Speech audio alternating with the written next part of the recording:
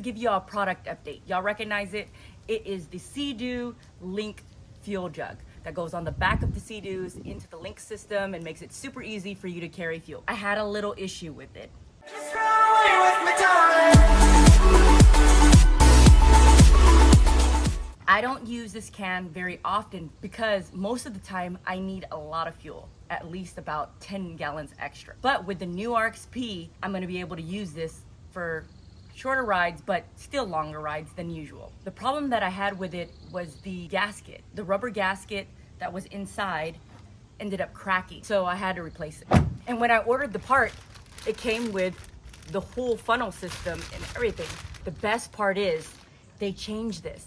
So there's not a lot of clicking and, you know, just overspilling or anything that goes on with the nozzle.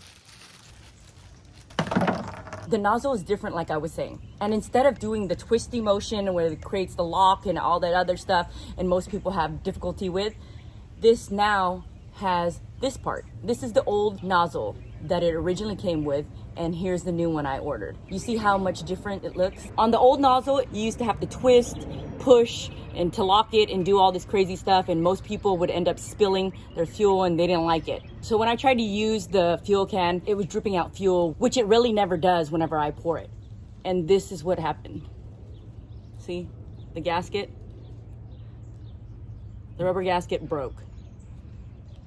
So I tried ordering this part and it gave me the whole nozzle. So I was pretty happy that they updated it. The new updated one has this part. All you do is just rest this little notch on the receiver of the tank and it pours the fuel easy peasy. Now that's a great update that they made. Hopefully y'all find it useful. You can order the part on the Seadoo website or your local dealer.